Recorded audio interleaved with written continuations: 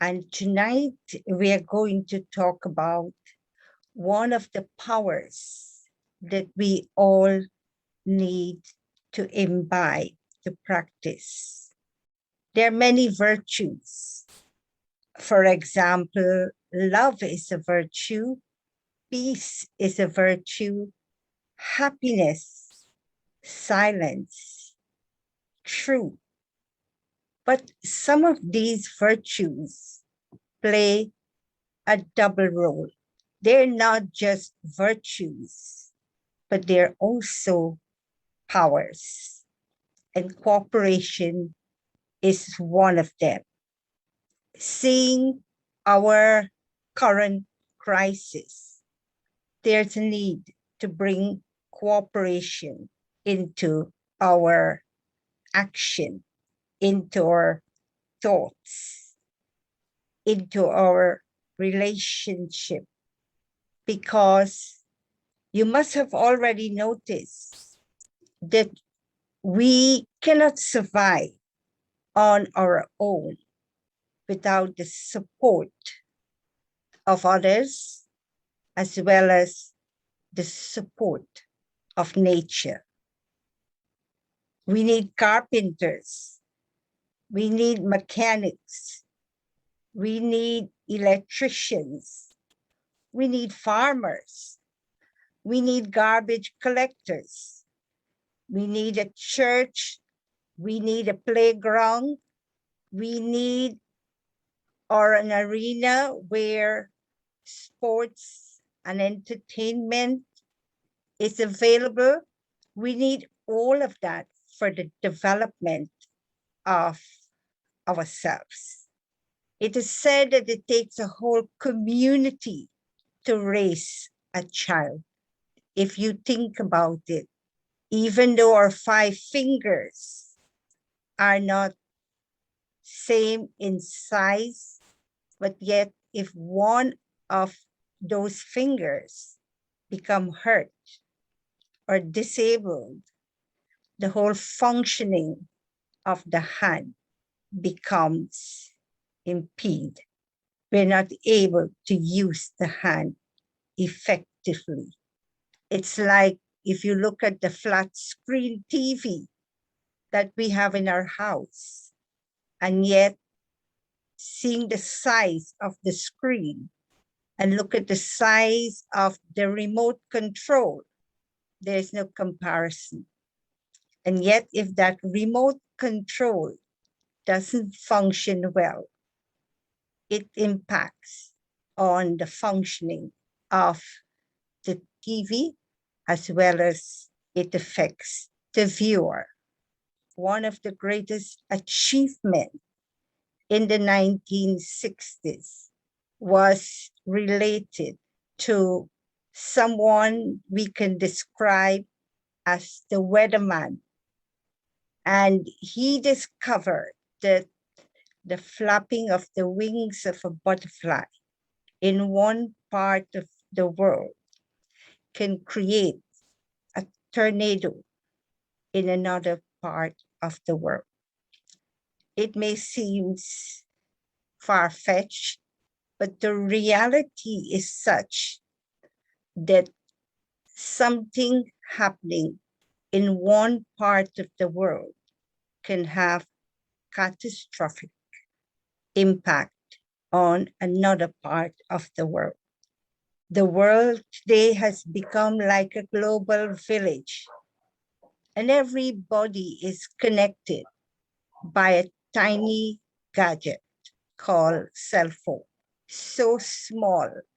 Each time it seems to be lighter, thinner, even can become smaller, but its capacity, its impact grows hourly. So things evolve. In 1988, I was involved in a project called Global Cooperation for a Better World. It was an offspring of a previous project, which was our first international project that we launched, called the Million Minutes of peace and international appeal. The Brahma Kumaris, the organization that I'm part of, to celebrate 1986, which was dedicated as the International Year for Peace. We took the opportunity to launch our first international project. It was called the Million Minutes of Peace and International Appeal, in which we invited individuals to donate a minute or minutes of their time to talk about peace, to pray, to meditate in whatever form they would like to contribute. We invited them from 16 September, 16 October, a month. We were aiming to collect 1 million minutes of peace. We managed to take the project in 127 countries. And during that month, we collected 1,033,000,000 minutes of peace. Our first international project.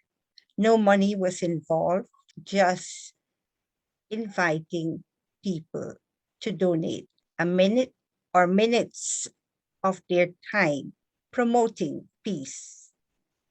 We earned several international and national Peace Messenger Award as a result of the project. I, at that time, was in Guyana, and it was such a beautiful experience going into schools and inviting the whole school assembly, all the teachers, students, staff, to spend a minute in silence every morning before they start their classes, taking it into churches, taking it into the Aboriginal communities in Guyana. And I saw how people were responding so positively when it comes to peace. As a result of that project, we were encouraged because many people said, having not paid that much attention to the importance of peace and doing that for a full month, we have developed a new habit. We have seen the benefit of praying, meditating, or discussing peace, and we don't want to break that habit. So inspired by many millions of people across the world, we launched Global Cooperation for a Better World. In that project, we went a step further. So on one part, the first part is that we invited individuals to create a vision of a better world. How would you like to see a better world? And we asked them to think about a better world in 3 different areas. A better self in that better world, a better relationship in that better world, and a better environment in that better world. Because we understood that a better world means better people, better relationship, and a more healthy environment. And after inviting them to think and create a vision of a better world, the other half of the project, we invited everyone to create an action plan.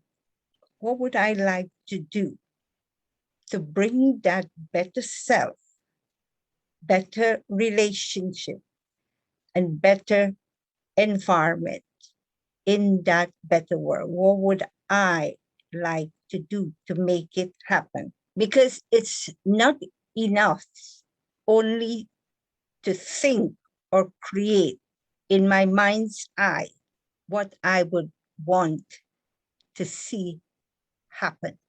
But it is my responsibility to cooperate and to bring that vision in a practical form. And if all of us collectively give one finger of cooperation, we can bring about the better world that we all wish to see happen. Remember the saying, 1,000 miles journey begins with one step. So giving a finger of cooperation to make the world a better place. It's not that I am responsible alone or someone else is responsible. But if we all do it collectively, we can bring about the change we want to see. I remember addressing a parent-teachers meeting. And in that meeting, parents were talking about today's children. And when one parent began to talk about what children do today, all other parents got the courage to share their views also. And so when it was my turn to share, I asked the parents, whose children were we talking about? And as children, they're not that responsible. They are not having that many choices, and therefore they're not so responsible. As adults, we have all the rights, all the choices, and so we have more responsibility because of the choices that we have.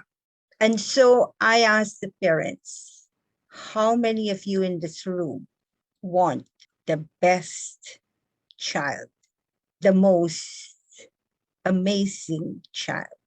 And everybody, of course, want the same thing.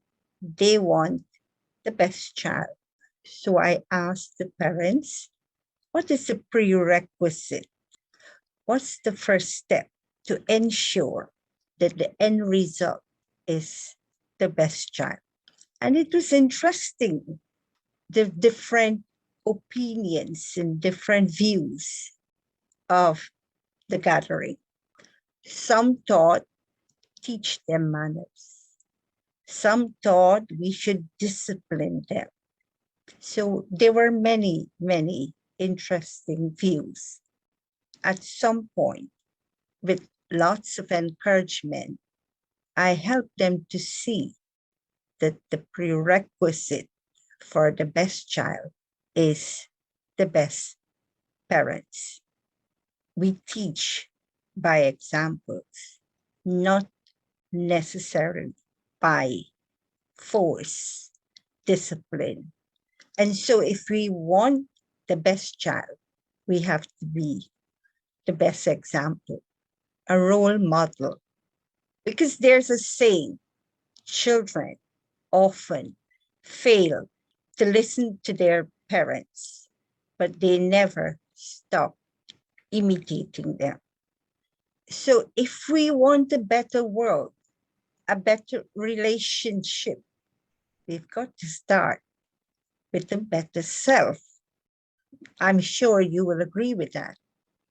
So that finger of cooperation that we all have to give to lift the mountains of challenges, the mountains of problems, the mountains of conflict misunderstanding, discrimination, we need to start by checking and changing our own self.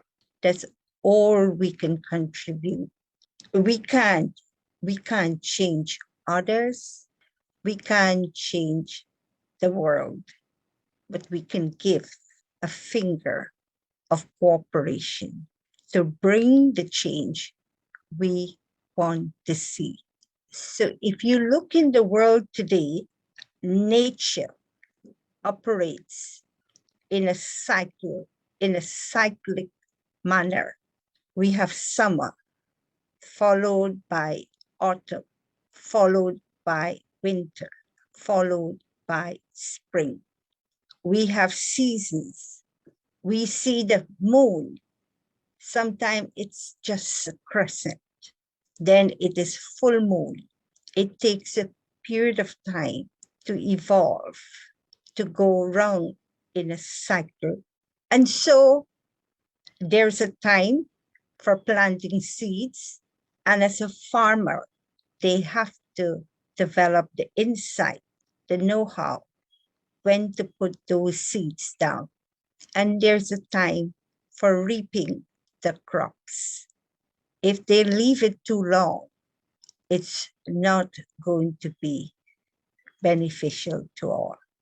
So nature moves in a cycle, and we all move in a cycle. Once a man, twice a child, from a baby, adolescent, young adult, adult, elderly, then they become like children all over. So we move in a cycle. And so we need to be very observant and observe what is the time in the cycle called life. What is the time? What is the signal from time? And what do we need to do now? What seeds we need to plant now so that our future we can reap the fruits we want to reap. So when we want to harvest a successful crop, we have to be clever to know what quality of seeds and what is the right time to plant those seeds. So are we aware of what is the time in the world cycle clock and what that time is indicating for us? Is it possible that we will sleep through that time and not realize the importance and what we have to do at this time? So think about it. Cooperation contributes to a greater achievement, which is not possible by any single individual. We need the collection of great minds and simple minds and pure minds and intellectual minds to create a balanced world, a balanced society. And when we do an act of cooperation for someone, what effect it's having on I, the giver? How do I feel when I cooperate?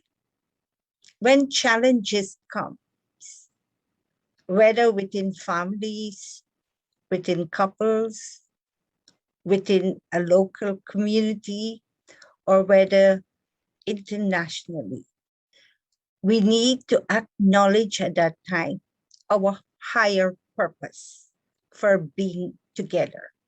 We need to help each other. We need to go beyond petty differences, knowing that no man is an island. We need everyone's cooperation. Cooperation is a natural nature of human beings and all forms of life. Everything in nature contributes to the survival of others. Have you noticed the tree, what the tree takes in, absorb, is not useful for us. So the tree serves us by taking in carbon dioxide and give us in return oxygen. We're the ones who are burning carbon dioxide, and yet the tree absorbs that and give us in return pure oxygen. The tree provides shades for everyone, regardless. And when the tree bears its fruit, it drops it off. When it's ripened, it bends. So more the tree is laden with fruits, lower it bends to make all the fruits accessible to anyone, regardless. It does not make choices. Only my owners should pick my fruits and eat my fruits. It has no sense of discrimination. It serves unconditionally, without expectation, giving without charging a fee, adapting to the wind, adapting to the harsh nature, whether it's a storm, it bends, it bows, it adapts without complaining. It adapts to the will of the season. When it's winter, it's ready to shed all its leaf. And when it's spring, it's ready to produce fresh leaves. So it's willing to bend and bow to the season. And there's an interesting concept. As a Guyanese, I love mangoes. And sometimes when mangoes are not in season, even more so, I want to have mangoes. But there is a concept, are the best for our body. So just like the tree adapts to the season, we also have to adapt. The sun, when it's time to set, it bows down and allow the moon to rise. Moon and the stars are ready to bow out to allow the sun to rise. Such harmony, such union, such cooperation. What about humans who have a developed conscious mind and intellect? Unlike nature, we have allowed I and mine, you and yours to influence us. Our ego, our lack of self-respect has given way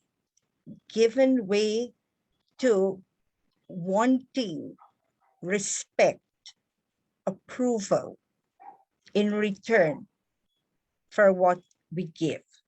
Because of our lack of respect, we look outside for fulfillment, for value, for respect, for worth. And so our wants increases from cooperating, from serving, to taking, to wanting, a desire to be served rather than to serve, to receive rather than to give. Our emptiness within, we believe there's scarcity. And because of that scarcity, we want to grab more, not just take our share, but more. Abundance mentality is replaced by scarcity mentality. Humility, which is our natural nature, is replaced by ego.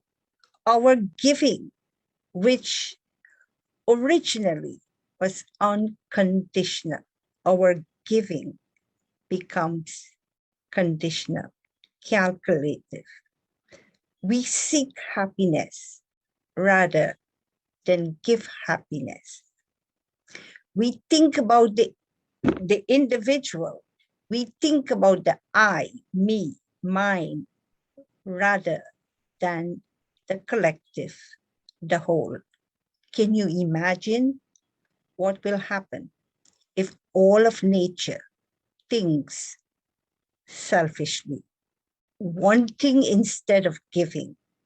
If all of nature decide to start charging fees, asking for return, if the air and the water and all five elements decided to stop serving and start seeking approval, respect, acknowledgement, wanting a return. What will happen if that takes place? Would we be able to survive? Would we be able to breathe properly? We saw recently during the pandemic, which is still going on, how people had money, but they couldn't buy oxygen. How people had lots of things, but they ended up in the IC unit, and they would have wished to do anything than to use a ventilator. And many came out of that experience realizing the importance of air, oxygen, the importance of health. So animals feel pain. They also respond to energy of love and peace and respect that we give them. But they don't suffer in the way we suffer because they don't have ego. They don't think of themselves as separate beings, more special or more worthy or more important than the other. Yet animals act instinctively. They are warm and loving when cared for, and maybe defensive when abused. They act instinctively. Plants, they feed on vibrations. They also respond to our thought energy and our vibrations. Nature doesn't waste its precious energy discriminating or judging. They have no I-ness and minus. In nature, there's no I-ness and minus. Our true nature was and can be the same and even better because we have a developed mind and intellect. We can make choices. We have the power to choose. Nature, the five elements, and the trees, and the plants, and the animal, they are somewhat at our mercy. And if nature can serve unconditionally, we can also do the same. Remember the old saying, united we stand, divided we fall. Witnessing, and I think we all do, I did, witnessing the scenes in Germany recently and in that neighborhood. And now the scenes in Louisiana and in that neighborhood. We are reminded of our true nature, our resilience, our ability to come together and to cooperate and to stand with each other, to lend a hand, to offer moral support, we see the wonders of the humankind. There's a saying, a doctor is one who is at his or her best when the patient is at their worst. It appears to be that we are at our best when the situation is at its worst. But we can do much, much better than that. When there's the disaster and people come together, then the community recovers quicker. Many hands make light work. So we have compassion. It's there within the DNA of the human spirit. We have a caring nature. We can forget ourselves in such times, as we would see the firefighters, how they will risk their lives to save lives, to go into inferno buildings that can collapse. And yet they risk their lives to go into those buildings to save lives.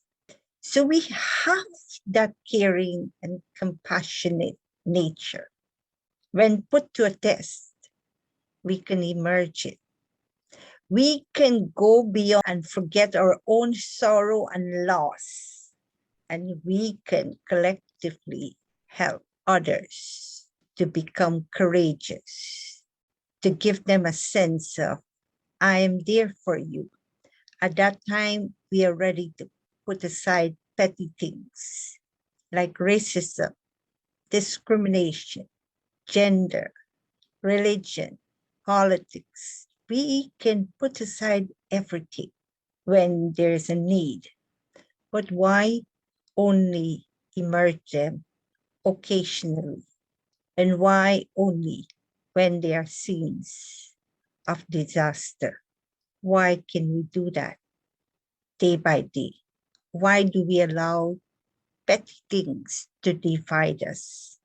Petty things to hurt each other, to judge each other? Why not give a day to each other? When someone is not in a good mood or not behaving according to what I expect, but don't leave them. Continue to have good wishes, pure feelings for all of them. Today I was reflecting on when you blame someone, when you criticize someone, you cannot help yourself because you're a victim to that person. You're a victim to that situation. So how can you help that one?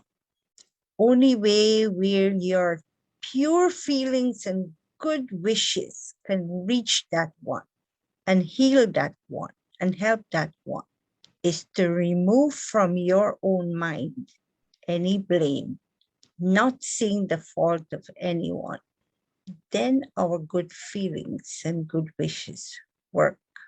We all seem to be consumed by the fear that is in the atmosphere. But if we want to move forward, we have to change fear into love, competition into cooperation. We have to adopt a more positive energy, which is in our true and eternal nature. That's the natural nature of human beings, to be positive, because our virtue is purity, not impurity. We are not comfortable in anger. We are not comfortable in ego. We are not comfortable when we are greedy. We hide ourselves away when we are not what we have to be. When we are peaceful, we want to share the peace with the rest of the world. When we are happy, we want to go out there and share our happy. weakness, when we are sad and moody and angry, we want to lock ourselves away. We don't want to face the world. We don't want to meet anyone because we are not ourselves. We're not comfortable. When we're peaceful, we're comfortable. We're relaxed. We can meet everyone. We want to share that experience with others. So peace is our natural nature, not anger. Happiness is our natural nature, not sadness. Positivity is our natural nature. It's better to cooperate than to compete because we are all unique individuals. The time is inviting us to emerge the best of the best within us and use that to cooperate with others, to heal others, and to heal our world. Time is inviting us to let go of our anger and adapt forgiveness. Let go of our animosity and adapt love, care. Let's all give that finger of cooperation. Let's put aside differences. Since we are all interconnected, let's cooperate. Let the past be the past. Let go. Let it be. Forgive and move on. Knowing that one single act, like the butterfly flapping its wing, and if we all as human butterflies begin to flap our wings of enthusiasm, of zeal, of happiness, we will create a tsunami, a tropical storm, but one of spirituality, one of positivity, one kind of wave spread across the atmosphere that can change, that can inspire, that can be the catalyst for changing the condition that we are witnessing today. So we are all threads which binds us together. And this is why what's happening in one place is no longer isolated. It's going to have sooner or later a rippling effect globally. So what if we pay attention to the thoughts we are sending out into the atmosphere, knowing those thoughts will leave our mind and inflict negatively on every cell in our body, if the thoughts are negative, of course. But if the thoughts are beautiful, positive thoughts, then it will have a healing effect on every cell in my own body. Healthy mind brings healthy body. And then it will go out into the atmosphere and heal nature and heal everyone else. So let's give that finger of cooperation to bring the change that is necessary at this time. So let's tune in with our thoughts and recognize the message time is sending to all of us. If not now, then never.